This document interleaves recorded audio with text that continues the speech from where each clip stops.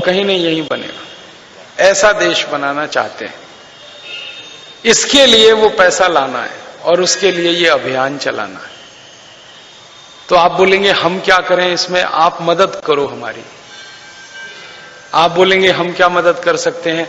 आपकी सबसे बड़ी मदद ये लगती है कि अभी सरकार के सामने जब हम बात करते हैं ना, तो सरकार हमसे पहला सवाल पता है क्या करती है? आपके साथ कितने लोग हैं? तो अभी जब प्रधानमंत्री से बात हुई तो हमने कहा कि इस समय तो 11 लाख हैं, 2 साल में 5 करोड़ हो जाएंगे, अब बताओ। तो उनका तब तो हमको बात माननी ही पड़ेगी आपकी। प्रधानमंत्री ने कहा परम पूजनीय स्वामी जी से कि आपकी एक बात को भी ना कहने की ताकत अब नहीं है मुझ में, बस आप मुझे समय दे दो। जब स्वामी जी ने कहा ना ये काम हम करना चाहते हैं, तो उन्होंने कहा बिल्कुल हम करेंगे, हम ना नहीं कह सकते क्योंकि आपकी ताकत इतनी बड़ी है, तो हम ये ताकत और बड़ी करना चाहते हैं। हिंदुस्तान की सब पार्टियों के पास कुल मिला के 4 करोड़ सदस्य हैं, हम 5 करोड़ बनाना चाहते हैं ताकि हर पार्टी हमसे छोटी रहे। वो छोटे रहेंगे तो बात हमारी मानेंगे, लोग हमारे पास हैं तो बात हमारी चलेगी, क्योंकि ये प्रजातंत्र है ना, इसमें जिनके पास ज्यादा लोग होते हैं उन्हीं की बात मानी जाती है। वो अच्छी हो या खराब इससे महत्व तो नहीं है, ज्यादा लोगों की सुनते हैं, तो ज्यादा लोग हमें इकट्ठे करने हैं। तो आप सब हमारे साथ आ जाओ तो संख्या बढ़ेगी हमारी। आप हमारे सदस्य बन जाओ, और सदस्य बनने के लिए एक फॉर्म है, वो भर दो। 51 रुपए फीस है। जो आप 51 रुपए दोगे वो हमारे ट्रस्ट में आएगा, ट्रस्ट की तरफ से खर्चा इसी काम के लिए किया जाएगा। कुछ विशेष सदस्य बनना चाहें तो 1100 रुपए है। बस अंतर इतना है कि जो 1100 रुपए देंगे उनको ट्रेनिंग के लिए हरिद्वार बुलाते हैं और स्वामी जी खुद ट्रेनिंग देते हैं। जो 51 रुपए देंगे उनकी ट्रेनिंग यहीं होगी रतलाम में, कोई हरिद्वार से आएगा आपको सब सिखाएगा। तो आप हमारे साथ इसमें आ जाओ जल्दी से, तो हमारी संख्या बढ़ जाएगी। जितनी जल्दी हमारी संख्या बढ़ेगी उतनी जल्दी ये काम हो जाए। हमारे देश में एक कहावत है, संघे शक्ति कलयुगे। ये कलयुग है ना, कलयुग में संगठन की ताकत सबसे बड़ी होती है। तो संगठन चाहिए हमको, उसके लिए आपसे मदद मांगने आया। आप इसमें शामिल हो जाओ जल्दी से जल्दी, और अपने मित्रों को, परिचितों को, उनको भी शामिल करो इसमें। जितनी जल्दी ये काम होगा उतना जल्दी देश को भला होगा। और इस ताकत से और भी कई काम हम कराना चाहते हैं। ये तो एक काम है स्विस बैंक का पैसा लाना। दूसरा एक काम हम करना चाहते हैं कि अपने भारत देश में 1000, 500 और 100 के नोट सबसे ज्यादा छपते हैं। आपको ये शायद मालूम है या नहीं कि जितने नोट बाजार में है ना, उसमें 85% नोट बड़े नोट हैं, 1000 के, 500 के, 100 के, और 15% नोट हैं वो 50 के, 20 के, 10 के और 5 के और 1 के हैं। अब 84 करोड़ लोगों को तो एक दिन में 20 रुपया नहीं है खर्च करने को, तो उनको तो 1000 रुपए की क्या जरूरत है। इसका माने ज्यादा लोगों को तो 20 और 50 का नोट चाहिए। तो हम चाहते हैं कि इस देश में 20 और 50 के नोट ही चलें सब। 1000 का नोट बंद हो, 500 का बंद हो, 100 का बंद हो। ये कानून बदलना है अपने को। तो इसके 2 फायदे हैं। एक तो गरीब आदमी को जो चाहिए वो मिलेगा। दूसरा, बड़े नोटों से इस देश में भ्रष्टाचार ज्यादा होता है। नोट अगर छोटे हो गए तो भ्रष्टाचार कम होगा। अभी किसी को 10 करोड़ की रिश्वत देनी है तो एक ब्रीफ केस में भर के दे आता है, और जब 50 रुपए से ऊपर का नोट ही नहीं होगा तब देखे 10 करोड़ की रिश्वत कैसे देगा। हाँ, ट्रक भर के नोटों के बंडल ले जाने पड़ेंगे, तो लेने वाला भी परेशान और देने वाला भी परेशान। लेने वाला रखेगा कहां एक ट्रक भर के बंडल। तो ये झक मार के भ्रष्टाचार कम होगा। और इससे भी बड़ा एक दूसरा काम होगा, वो ये कि अपने भारत में पाकिस्तान की तरफ से जाली नोट आजकल बहुत आ रहे हैं। आप अखबार पढ़ते हैं, 15 से 20% जाली नोट आ गए अपने देश में। और पाकिस्तान ये जाली नोट जो भेजता है ना, वो 1000 और 500 और 100 के ही है, 50 के नहीं भेजता। एक पाकिस्तानी एजेंट को अभी सरकार ने पकड़ा है, उससे पूछा कि तुम 50 के नोट क्यों नहीं लाते जाली, तो उसने कहा वो महंगा पड़ता है। उसने उसका हिसाब बताया कि 50 का नोट छापना, उसको पाकिस्तान से भारत लेके आना, इसमें एक 50 का नोट चलाने में 55 रुपए खर्च होते हैं, तो हमको घाटा है।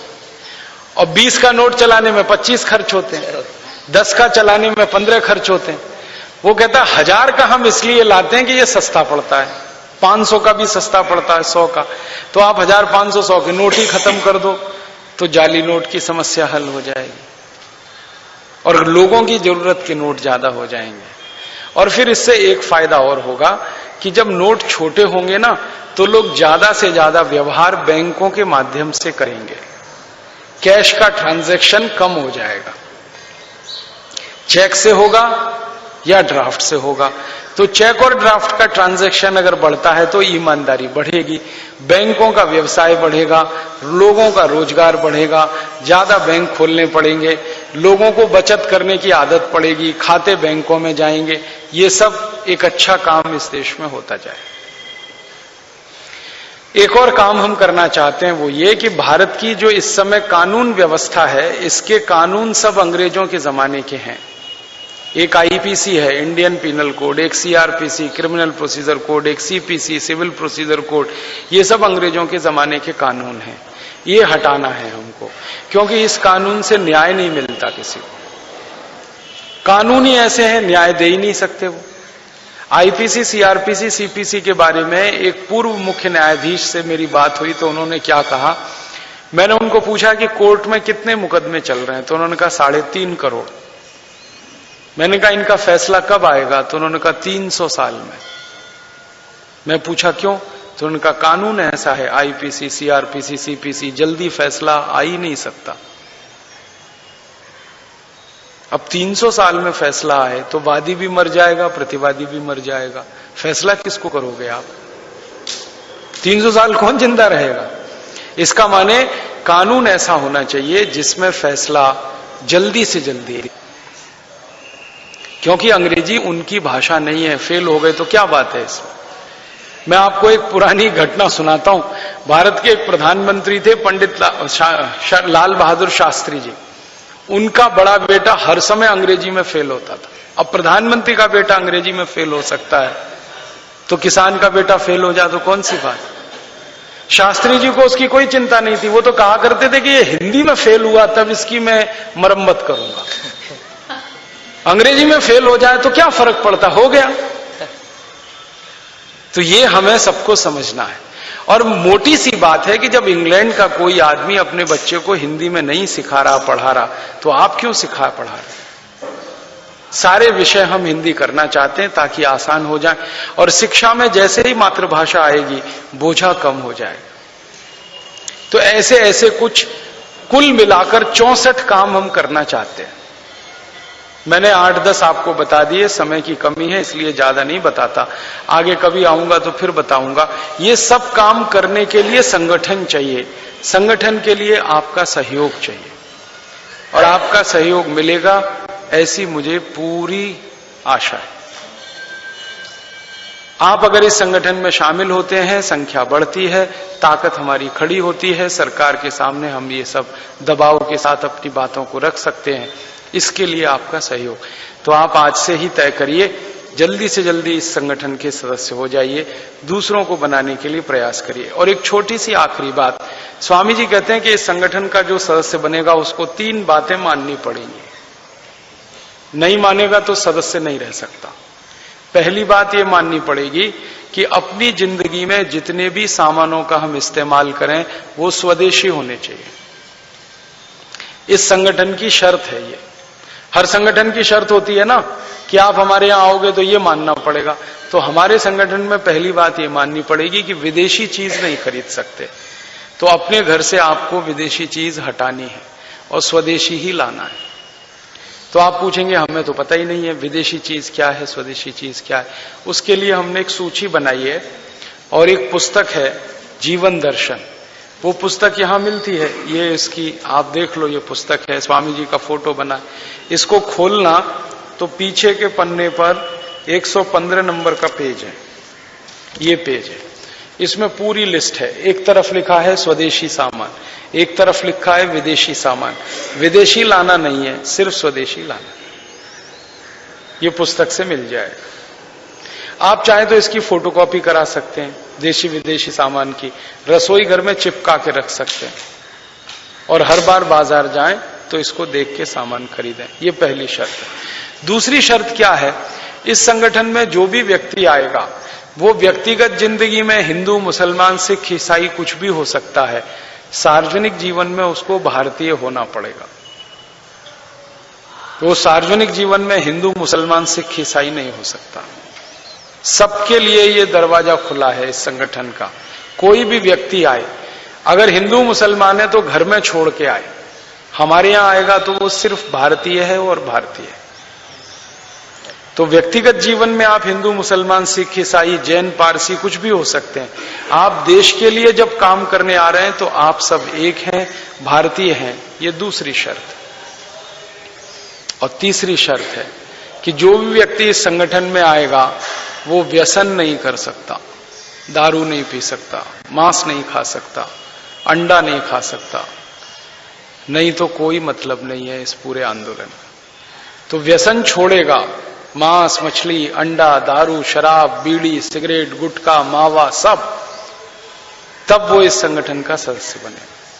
ये 3 शर्तें सबके लिए। तो इनका पालन हम सब कर रहे हैं अपने जीवन में, और दूसरों को पालन करवाने के लिए प्रयास करें तो एक दिन हम जरूर सफल होने वाले हैं। क्योंकि ये काम आजादी के 62 साल में होना चाहिए था, नहीं हो पाया। अब आने वाले समय में हमें करना है। और ये काम कोई हम अकेले करने वाले हैं ऐसा नहीं है। हमारे लाखों लाखों क्रांतिकारियों का यही सपना था कि देश आजादी के बाद निरोगी हो, सुखी हो, समृद्धशाली हो, संपत्तिवान हो, स्वदेशी हो, स्वावलंबी हो। यही सपना था गांधी जी का, यही सपना था सरदार भगत सिंह का, यही सपना था दूसरे क्रांतिकारियों का। तो हम तो अपने को ये मानते हैं कि शहीदों के सपनों को पूरा करने के लिए हम ये काम कर रहे हैं। और हम ये भी मानते हैं कि काम हम नहीं कर रहे हैं, काम तो कोई और करवा रहा है, हम तो निमित्त मात्र हैं। ये भगवान करवा रहा है, ईश्वर करवा रहा है, वही हमको अकल दे रहा है, वही बुद्धि दे रहा है, उसी के कहने पे हम सब कर रहे हैं। हम तो निमित्त हैं। आप भी हमारे साथ अगर इस काम में जुड़ जाएंगे तो आने वाले समय में आपके बेटे बेटियां गर्व से कहेंगे कि जब भारत स्वाभिमान का अभियान चला था तो मेरे पिताजी माताजी भी उसमें थे। जैसे आज कई लोग गर्व से कहते हैं ना, मेरे माता पिता 1942 की लड़ाई में गांधी जी के साथ थे। ऐसे ही आने वाला समय आपको कहेगा कि हाँ, आप गर्व से कहें।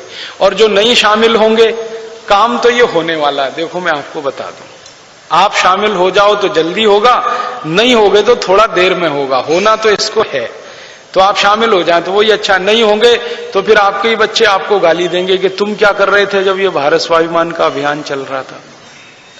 तो अपने बच्चों के सामने शर्मिंदा ना होना पड़े, अपने बच्चों के सामने कभी अफसोस ना करना पड़े, इसके लिए भी आप इसमें शामिल हो जाइए। ऐसी विनम्र अपेक्षा के साथ आपका आभार व्यक्त करता हूं, धन्यवाद देता हूं। बहुत बहुत आभार, बहुत बहुत आभार।